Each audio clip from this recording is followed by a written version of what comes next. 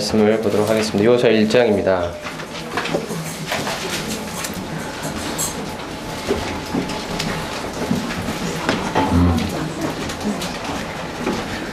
여호수아 1장 3절 말씀을 같이 한번 읽어보겠습니다. 여호수아 1장 3절입니다. 시작. 내가 모세에게 말한 바와 같이 너희 발바닥으로 밟는 곳은 모두 내가 너희에게 주었노니.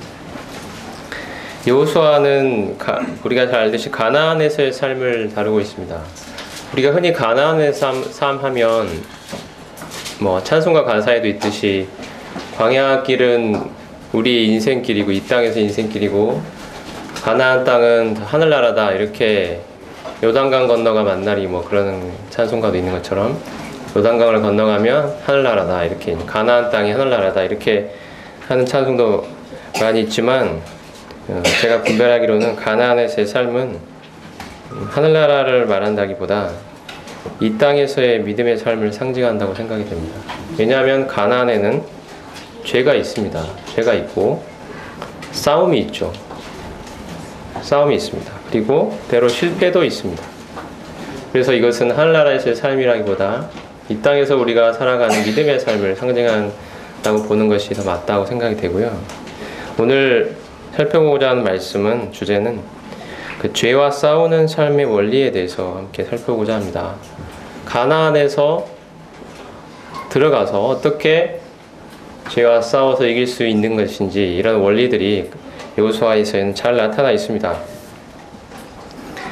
첫 번째 원리는 방금 읽었던 말씀처럼 내가 모세에게 말한 바와 같이 너희 발바닥으로 밟는 곳은 모두 내가 너희에게 주었다라고 하신 이 말씀의 뜻이, 가나안에서 죄와 싸우는 삶의 가장 큰 중요한 원리 중에 하나는, 첫 번째로 말씀드릴 수 있는 것은, 그것은 이미 주어진 승리를 믿음으로 취하는 것이다 라는 것입니다. 우리 흔히 생각하기를 가나안에서 이스라엘 민족이 그 가나안 거민들과 정복 전쟁을 벌린 것은 아직 가나안이 자신들의 땅이 아니기 때문에 그 땅에서 그 거민들과 싸워서 이긴 만큼 자기 땅이 되는 그런 종류의 싸움이라고 생각하기 쉽습니다. 하지만 성경 말씀은 그렇지 않습니다. 오늘 지금 읽은 3절 말씀처럼 하나님께서는 그들이 가나안 땅을 밟기도 전에 내가 그 땅을 너희에게 이미 주었다라고 말씀하십니다. 그러면 가나안에서의 그들의 싸움은 이미 주어진 자기 땅을 자기 것으로 취하는 그러한 싸움이었습니다. 아직 내 땅이 아닌데 내가 가서 싸워서 이긴 만큼 내 땅이 되는 싸움이 아니라 이미 내 땅이 되기 때문에 가서 내 땅을 내놔라 하는 싸움이라는 거죠. 이것은 전혀 다른 종류의 싸움입니다. 내 땅인데 왜 네가 와서 살고 있느냐, 내 땅이니까 내놔라 라는 싸움하고, 내 땅이 아닌데 너희 땅인데 내가 열심히 싸워서 너희를 싸워서 이긴 만큼 내 땅이 되는 땅 따먹기 싸움이 아니라는 거죠. 이미 하나님께서는 이스라엘 민족에게 싸우기도 전부터 이 땅은 너희의 땅이다 라고 말씀하셨습니다. 그들이 가서 싸우는 그 싸움은 그러므로 이미 내 땅이므로 가서 내 땅을 취하는 의미의 싸움이었습니다.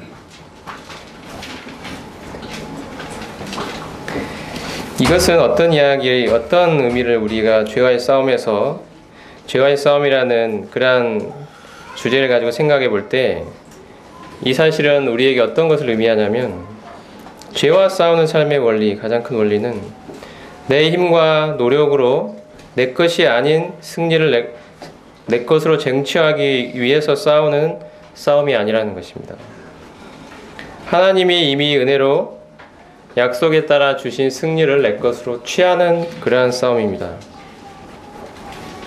예를 들어서 우리가 죄의 유혹이 올 때 우리는 이 죄의 유혹에 대하여 나의 힘과 노력으로 내가 죄의 유혹과 결연히 싸워서 그 이긴 만큼 죄의 싸움에서 승리하는 것이 내 승리가 되는 그런 의미의 싸움이 아니라, 이미 나는 죄에 대해 죽은 자이고 승리는 이미 나의 것이라는 것입니다.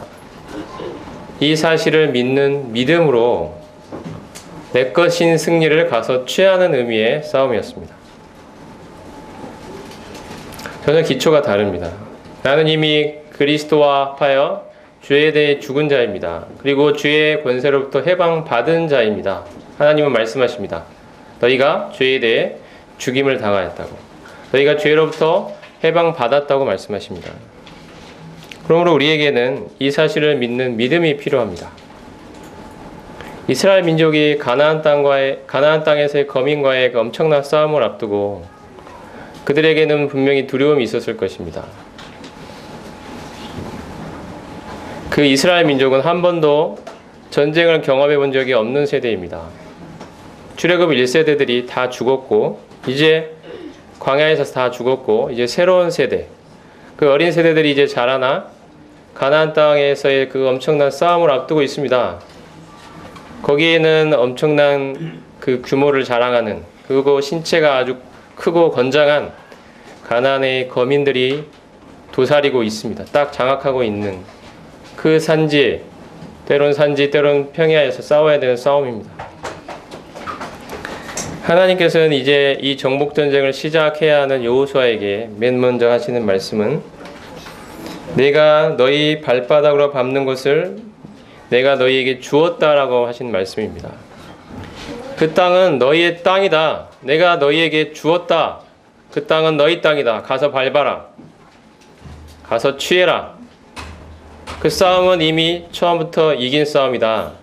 네가 할 일은 가서 네 것으로 취하는 것이다 라는 것입니다. 죄는 여전히 끊임없이 우리를 유혹해 옵니다. 죄의 세력은 우리를 붙잡기 위해서 계속해서 우리에게 유혹을 해옵니다. 하지만 하나님은 말씀하십니다. 우리가 이미 죄에 대해서 죽은 자라고, 죄와의 완전한 결별을 고한 자라고 말씀하십니다.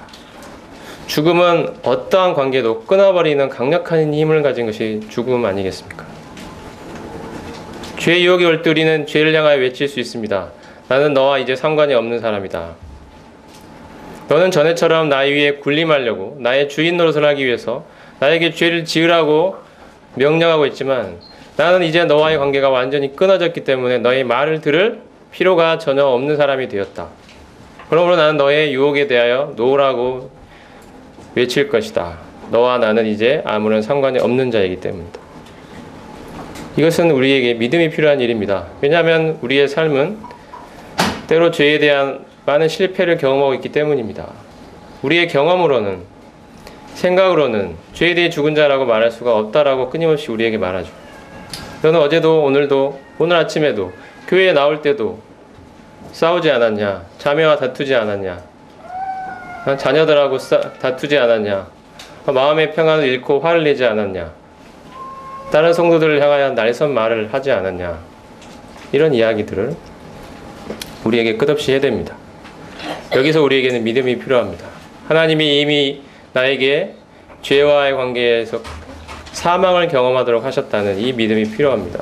그리고 승리는 내가 죄에 대해 죽었기 때문에 이미 승리는 나의 것이라는 이 사실에 대한 믿음이 필요합니다. 이것이 다른 종교와의 차이라고 생각이 됩니다. 다른 종교는 네가 열심히 노력해라. 최선을 다해라. 네 안에 있는 모든 능력을 끌어올려라. 그리하여 달성하라는 것이죠. 최고의 경지를. 이것이 종교가 말하는 것입니다. 근데 우리가 믿는 복음은 무엇을 말합니까? 하나님이 이미 그 일을 이루셨다고 말합니다. 그리고 너는 그것을 믿는 믿음의 토대 위에 서라라고 말합니다. 이것이 가나안에서의 싸움을 앞두고 있는 이스라엘 백성이 가장 먼저 가져야 할 시각이었습니다. 이 땅은 이미 나의 것이다. 내가 싸워보기도 전에. 하나님이 이 땅을 우리에게 이미 주셨다. 그러므로 우리가 가서 싸우는 싸움은 내 것인 땅을 취하는 의미의 전쟁이라는 것입니다. 우리가 이것을 좀 이따가 오후에 제가 침례식을 하겠습니다만, 침례가 의미하는 가장 큰 의미 중에 하나는 바로 옛사람이 십자가에 못 박혀 죽었다는 사실을 나타내는 것입니다. 이것은 하나님이 이미 우리에게 행하신 일입니다.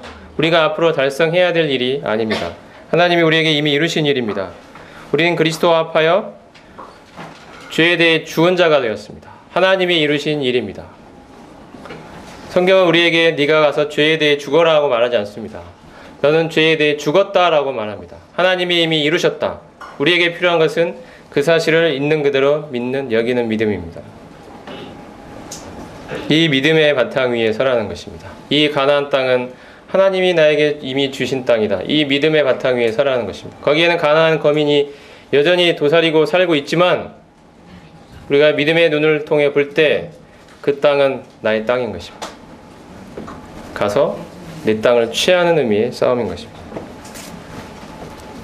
로마서 6장 11절은 그래서 하나님께서 우리로 그리스도와 합하여 죽게 하신 이 사실을, 죄에 대하여 죽게 하신 사실을, 그리고 이제 그리스도와 합하여 다시 의에 대하여 살아나게 한 이 사실을 믿음으로 자기 것으로 취하라고 말합니다. 그것을 성경에서는 여기라라는 단어로 표현하고 있습니다.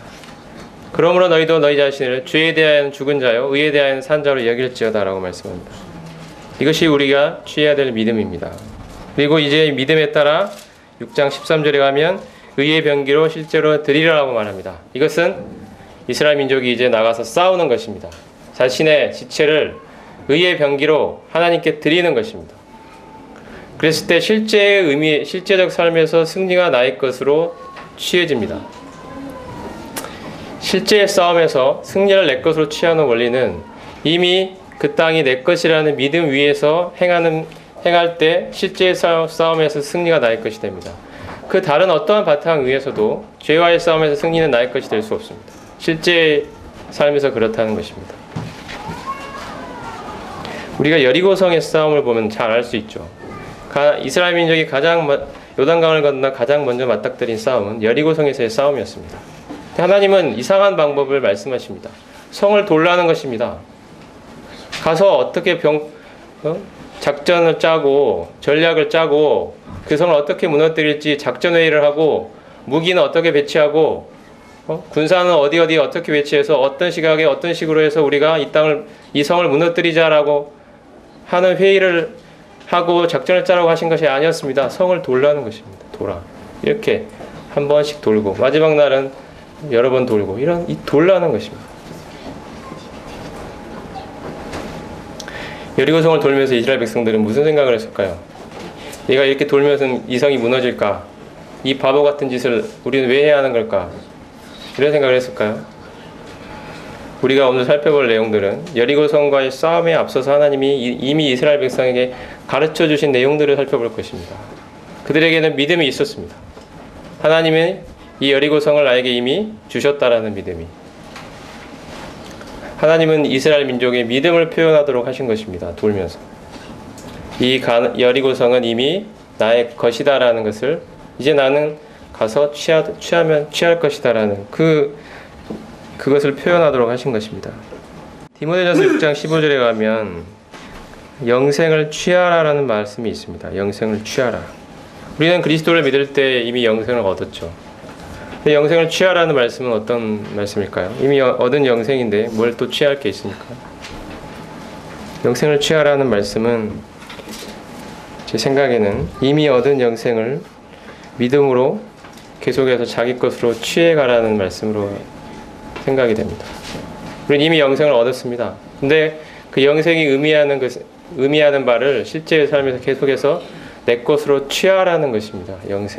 영생이 의미하는 삶을 내 것으로 계속해서 취해가라는 것입니다. 이미 나에게 주어진 이 영생의 삶을 누리라는 것이죠. 내 것으로 삼으라는 것입니다.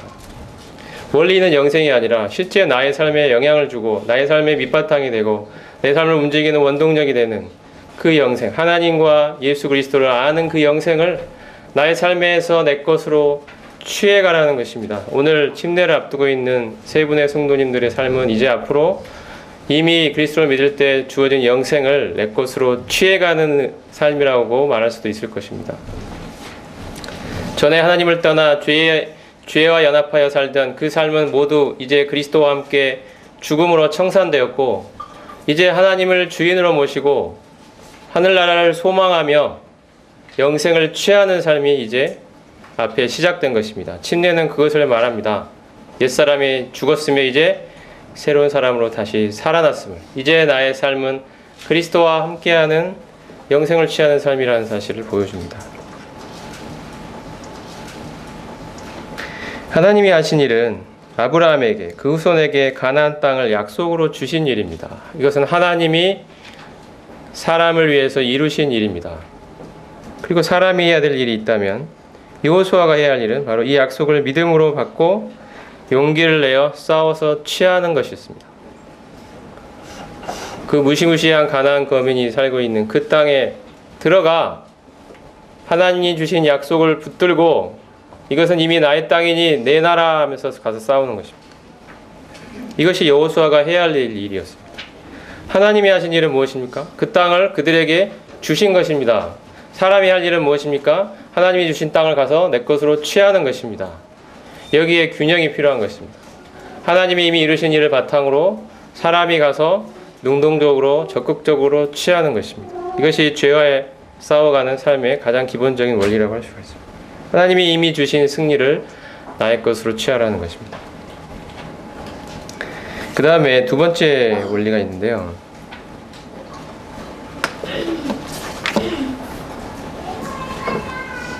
장을 넘기셔서 여리고성에서의 싸움을 앞두고 하나님이 가르쳐 주신 그 내용들 가운데 두 번째는 3장을 보면 백성이 요단강을 건너는 장면이 나옵니다.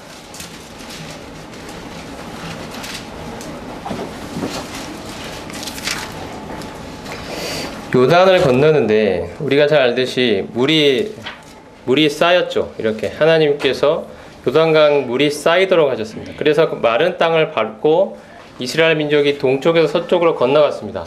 처음에 모압 평지에 모였다가 이들이 요단강 동편 모압 광야에 모압 평지에 모였다가 하나님께서 이 요단강 물을 마르게 하셔서 요단을 마른 땅 밟듯이 밟고 건너갔습니다. 건너가면서 이들이 했던 일이 있는데 그것은 뭐냐면 4장에 나타나 있습니다. 4장에 여호수아가 이렇게 하도록 하는데요. 각 지파마다 한 사람씩 12사람을 불러서 각 지파 수대로 각각 한 돌 한 개씩 그 요단강에서 취하도록 했습니다. 돌을 한 개씩, 큰 돌을 하나씩 어깨에 메고. 9절을 보겠습니다. 4장 9절입니다. 여호수아가 또 요단 가운데 곧 언약궤를 맨 제사장들의 발이 선 곳에 돌 12를 세웠더니 오늘까지 거기에 있더라. 여호수아가 요단강을 건너면서 했던 일은 처음에 그 언약궤를 맨 제사장들이 발이 딱 요단강 물에 닿자 요단강 물이 쌓였거든요. 그리고 마른 땅으로 변했습니다. 바로 그곳에 언약궤를 맨 제사장들의 발이 처음에 물에 닿았던 그곳에 돌 12를 놓고 쌓도록 한 것입니다. 발이 물에 처음 닿았던 그곳. 그 다음에 또 여호수아가 하도록 한 일은, 두 번째 일은 4장 20절에 보면 요단강을 다 건넜고요. 건너서 이르는 땅이 길갈이었습니다. 길갈. 여리고 동쪽에 있는 길갈입니다. 길갈에 진치고 나서 20절에 보면 여호수아가 요단에서 가져온 그 12돌을 길갈에 세웠습니다. 자, 요단강을 건너기 전에 아까 제사장들의 발이 닿았던 곳에 돌 12를 세웠고 건넌 후에 빠져나와서 길갈이라는 곳에 그 또 돌 12를 쌓도록 했습니다. 23절을 보면 그렇게 했던 이유가 적혀 있는데요. 너희의 하나님 여호와께서 요단 물을 너희 앞에서 마르게 하사 너희를 건너게 하신 것이 너희의 하나님 여호와께서 우리 앞에 홍해를 말리시고 우리를 건너게 하심과 같았나니. 자, 이 하나님이 요단강을 건너도록 하신 이 사건은 홍해의 사건을 다시 한번 재현하는 것이라고 할 수 있습니다. 이스라엘 민족이 처음에 1세대들이 하나님께서 그들을 애굽에서 건져내실 때 홍해를 건너도록 하셨습니다. 홍해는 우리가 잘 알듯이 우리 옛사람의 죽음을 상징합니다. 그들이 홍해를 통과하고 났을 때 전에는 애굽의 노예로 애굽에서 종살이를 하며 살던 사람들이었지만 이제 홍해를 건너면서 바로 이 이스라엘 민족은 하나님의 백성으로 다시 태어난 것입니다. 그들이 살던 옛사람은 죽고 이제 새 사람으로 다시 태어난 것입니다. 이것이 홍해가 영적으로 의미하는 바였습니다. 이제 요단강도 마찬가지입니다. 출애굽 2세대들이 홍해를 건넌 적이 없죠. 그들에게는 홍해 경험이 없습니다. 이제 요단강을 건너도록 하심으로써 제2의 홍해 경험을 하도록 하신 것입니다. 홍해 경험을 재현한 것입니다. 여호수아가 처음에 제사장 이 발이 처음에 물에 닿았던 곳에 돌 12도로 세운 것은 바로 우리 옛사람이 십자가에 못 박혀 함께 그리스도와 함께 죽은 것을 나타냅니다. 물에 장사되는 그것을 의미합니다. 그리고 이제 물에서 나와 돌 12돌을 길갈에 세운 것은 이제 옛사람이 죽고 장사되었다가 이제 하나님을 따라 새 생명 가운데 살아가는 새 사람으로 다시 살아난 것을 보여줍니다. 요단강 좌우편에 세웠던 이 돌 12돌, 이것은 바로 나의 옛사람이, 전에 하나님이 아닌 내가 주인 되어 살아오던 이 나의 옛사람이 그리스도와 함께 죽은 것을 나타내고요. 이제는 하나님을 주인으로 모시고 살아가는 새 사람으로 다시 살아난 것을 보여줍니다. 오늘 우리가 오후에 보게 될 침례는 또 그것을 보여줍니다. 우리 옛사람, 하나님을 떠나 살아던 옛사람, 나의 욕심과 나의 뜻을 위하여 살아오던 옛사람, 그 옛사람은 이제 그리스도와 함께 십자가에 못 박혀 죽고 물에 잠기듯 장사되었다가 이제 물에서 나올 때 이제 세운 12돌은 이제 새로운 생명으로 다시 태어난 존재라는 사실을 우리에게 보여줍니다. 전과는 전혀 다른 인생이 시작된 것입니다. 이전 인생과는 종언을 고했습니다. 완전한 결별입니다. 이제 하나님을 주인으로 모시고 하나님과 동행하는 새로운 인생이 그 앞에 펼쳐지는 것입니다.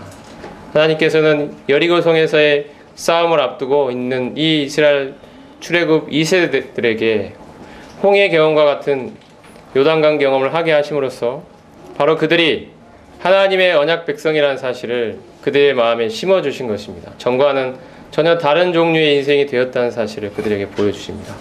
하나님을 참으로 경외하고 하나님을 주인으로 섬기고 살아가는 새로운 인생, 바로 새로운 백성으로 재탄생한 것입니다. 이것이 요단강이 보여주는 의미였습니다. 이것이 죄와의 싸움을 앞두고 있는 우리에게도 마찬가지입니다.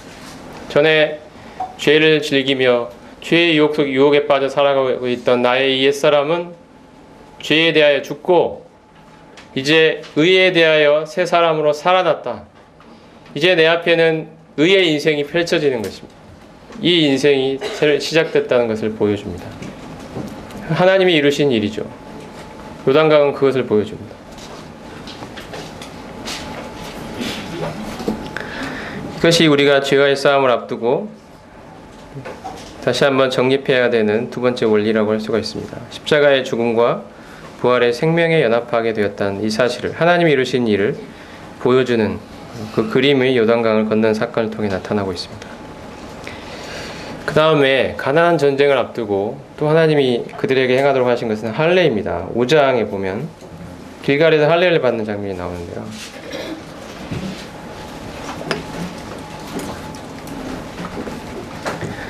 자, 5장 2절 보겠습니다. 그때 여호와께서 여호수아에게 이르시되 너는 부싯돌로 칼을 만들어 이스라엘 자손들에게 다시 할례를 행하라 하시매 여호수아가 부싯돌로 칼을 만들어 할례산에서 이스라엘 자손들에게 할례를 행하니라. 5절 보겠습니다. 그 나온 백성은 다 할례를 받았으나 다만 애굽에서 나온 후 광야길에서 난 자는 할례를 받지 못하였음이라. 자, 출애굽 2세대들은 할례를 못 받았죠. 그래서 할례를 받도록 하셨습니다. 어떻게 보면 이 전쟁을 앞두고 있는 이 군사들이 할례를 받는다는 것은 상식적으로 생각하기 참 힘든 일입니다. 할례를 받고 그 회복하는 기간 동안에 그들은 어떤 싸움도 싸울 수가 없습니다. 그 고통 속에서 고통 속에 있어야 되기 때문에 하나님께서는 이 전쟁을 앞두고 있는 사람들에게 병법 회의를 하신 것도 아니고 그들에게 작전을 지시한 것도 아니고 어떻게 군사를 편성하라고 말씀하신 것도 아니었고 참 어떻게 보면 우리 상식적으로 이해가 안 되게 할례를 행하라는 것입니다. 할례는 도대체 무슨 의미였을까요? 그들에게 할례는 우리가 잘 알듯이 그들이 하나님의 백성이라는 것을 보여주는 그런 표징과 언약의 표징이었습니다. 가나안에서 큰 싸움을 앞두고 하나님께서 행하도록 하신 것은 군대를 정비하거나 무기를 다듬는 것이 아니고 할례를 행하도록 하신 것이었는데요. 이 할례가 가지고 있는 영적 의미는 우리 골로새서 2장 말씀을 한번 살펴보도록 하겠습니다. 같이 골로새서 2장으로 보겠습니다. 골로새서 2장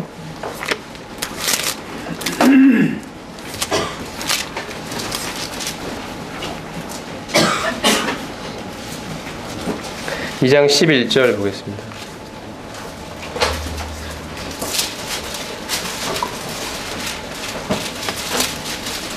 또 그 안에서 너희가 손으로 하지 아니한 할례를 받았으니 곧 육의 몸을 벗는 것이요 그리스도의 할례니라. 너희가 세례로 그리스도와 함께 장사되고 또 죽은 자들 가운데서 그를 일으키신 하나님의 역사를 믿음으로 말미암아 그 안에서 함께 일으키심을 받았느니라. 여기 11절에 보면 그리스도의 할례가 나옵니다.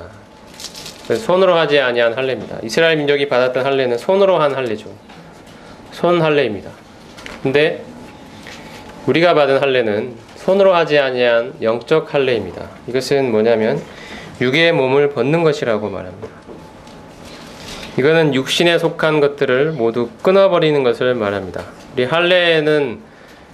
할례가 어떻게 행하는 것인지 다들 아시죠? 제가 구체적으로 묘사하지는 않겠습니다. 그것은 끊어버리는 것을 의미합니다. 잘라내는 것입니다. 육의 몸을 벗어버리는 것을 의미합니다. 즉 우리가 전에 육신을 따라 행하던 옛사람에 속한 모든 것들을 다 끊어버리는 것을 의미합니다. 옛사람과의 종결을 선언하는 것입니다. 옛사람과의 단절을 의미하는 것입니다. 할례는 그것을 의미합니다. 옛사람에게 속한 모든 행실들을 다 끊어버리는 것입니다. 가나안 정복을 앞두고 그들에게 할례를 행하도록 하신 것은 그들이 하나님께 속한 자들이라는 것, 이것을 보여주는 것이었습니다. 그들의 하나님의 언약 백성이다. 그들은 애굽에 속한 자들이 아니다. 세상에 속한 사람들이 아니다.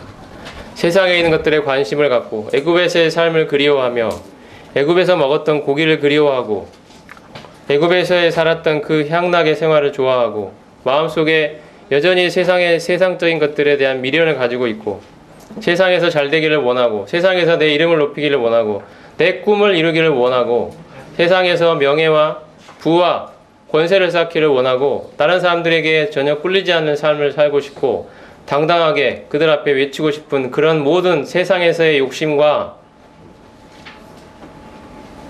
세상에서의 자랑 이런 것들을 모두 다 끊어버리고 이제 하나님의 백성답게 살아가도록 하나님이 할례를 베풀도록 하신 것입니다.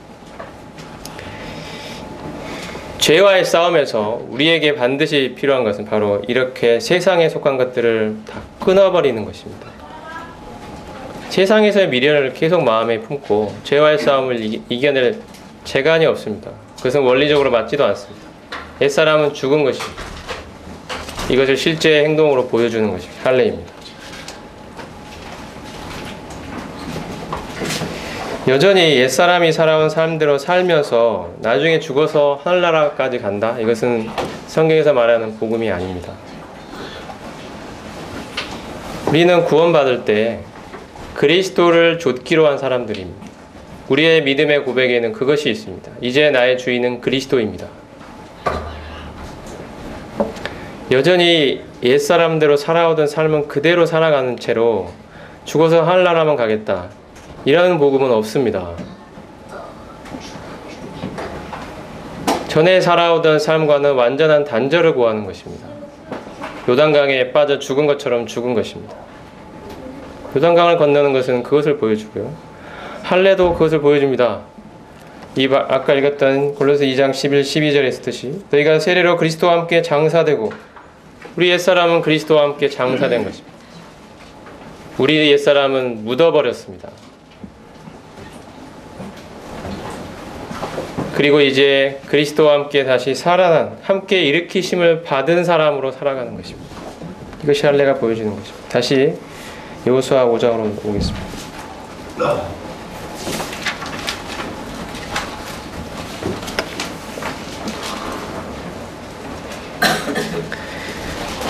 5장 9절 보겠습니다. 여호와께서 여호수아에게 이르시되 내가 오늘 애굽의 수치를 너희에게서 떠나가게 하였다 하셨으므로 그곳 이름을 오늘까지 길갈이라 하느니라. 길갈은 수치가 굴러갔다는 의미입니다.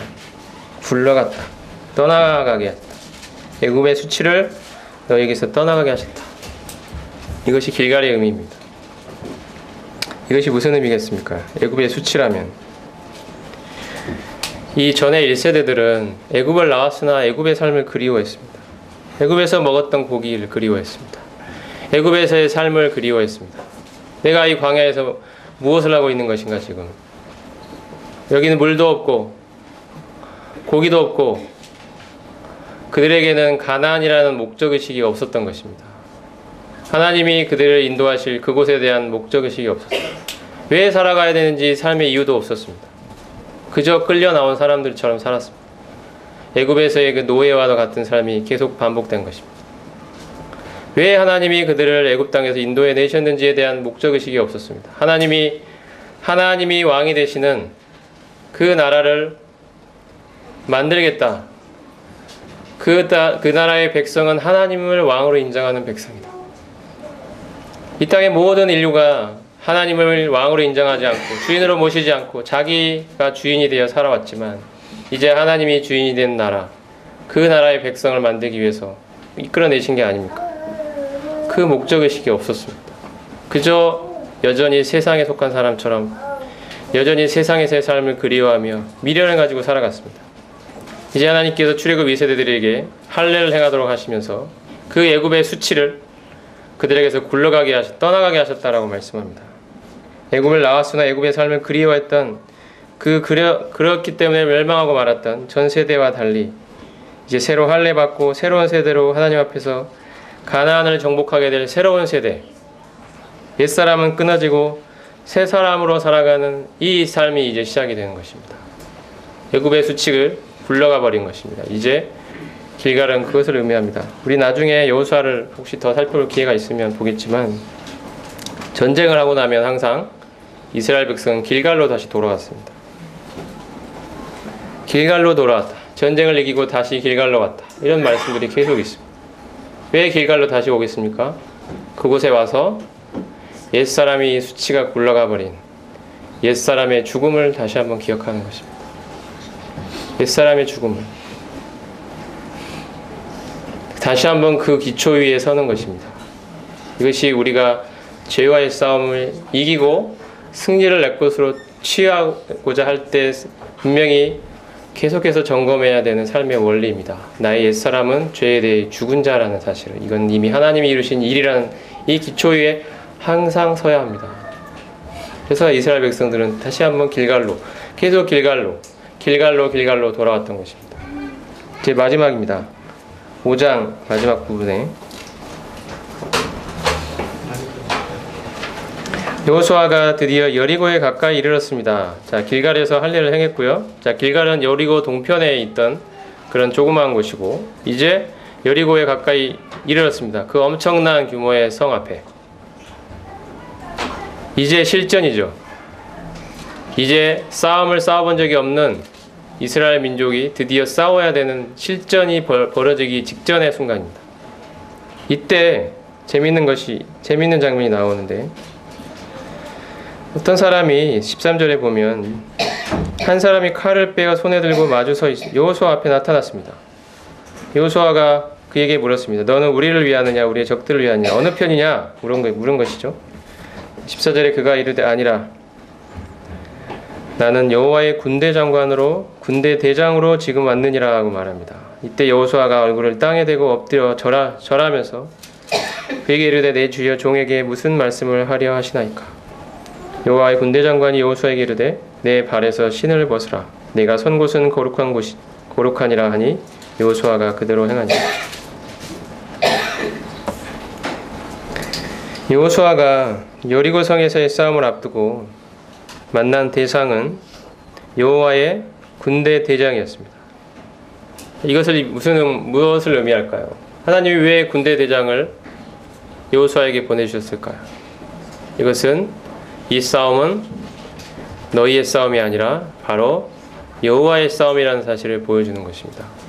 여호와의 군대 대장이 싸우는 싸움입니다. 이스라엘 백성이 여리고성을 싸움 한번 하지 않고 돌기만 했을 때 여리고성은 무너져 내렸습니다.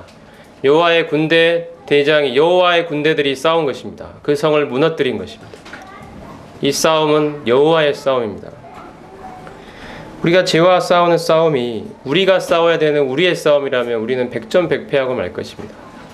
하지만 죄와의 싸움은 하나님이 싸우시는 하나님의 싸움입니다. 자신의 백성들을 죄에 대해 죽게 하시고 이제 의에 대해 살아나게 하셔서 이제 하나님이 구원하실 때 목표로 하셨던 하나님의 거룩과 영광에 이르도록 하시려는 이 목표를 달성하기 위하여 하나님 스스로 싸워가시는 하나님의 싸움입니다. 우리는 이 싸움에 감사하게도 은혜로 동참하고 있는 것입니다. 우리 개인의 내 개인의 아주 사사로운 것들에 우리가 연연해서 살아갈 것이 아닙니다.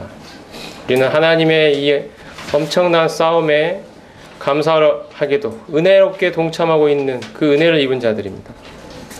여호수아는 이 싸움이 그 죄와의 싸움을 앞두고 여호수아가 먼저 깨달아야 될 것은 이 싸움이 자신이 싸워야 될 자신의 싸움이 아니라 하나님이 싸우시는 하나님의 싸움임을 인정해야 했습니다. 이 싸움은 하나님의 싸움입니다. 이것을 보여준 것입니다. 여호와의 군대 대장이 그에게 나타난 사건입니다. 하나님의 이 싸움이란 사실을 인정할 때 우리는 용기를 낼 수 있습니다. 우리는 때로 실패하더라도 실망하지 않을 수 있습니다. 성공하더라도 교만하지 않을 수 있습니다. 우리는 이 하나님의 싸우시는 싸움에 은혜로 동참하는 자임을 알고 하나님의 싸움을 싸워내야 합니다. 매일의 삶 가운데서 매일의 상황 속에서 우리는 절망할 필요도 없고 교만할 필요도 없는 자들입니다. 내 싸움이라면 쉽게 절망할 수 있겠죠. 내 싸움이라면 성공하면 교만할 수 있겠죠. 자랑할 거리가 될 것입니다. 하지만 이 싸움은 하나님의 싸움이기 때문에 우리는 실망할 필요도 없고 교만할 필요도 없습니다. 이것은 하나님의 싸움이기 때문입니다. 우리는 쉽게 포기할 수도 없습니다. 하나님의 싸움입니다.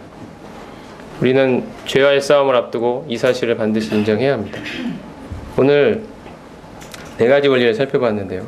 먼저는 하나님 이 죄와의 싸움의 삶의 가장 중요한 원리는 하나님께서 이미 나에게 주신 승리를 우리는 믿음으로 취하는 것이다 라는 말씀을 드렸고, 그 다음에 요단강을 건넌 사건을 통해서 우리 옛사람이 죄에 대하여 죽고 이제 새 사람으로 다시 살아나서 새 생명으로 살아가는 존재라는 사실을 살펴보았고, 할례를 행하는 것을 통해서 육에 속한 것들을 끊어버리는 이 삶에 대해서 보았습니다. 그리고 마지막으로 이 싸움은 나의 싸움이 아니라 하나님의 싸움이라는 싸움, 이 사실을 염두에 두고 성도님들, 그리고 이제 또 오후에 새롭게 성도로 영접되시는 이 세 분의 형제님들이 이 사실을 다시 한번 마음에 새길 수 있었으면 좋겠습니다.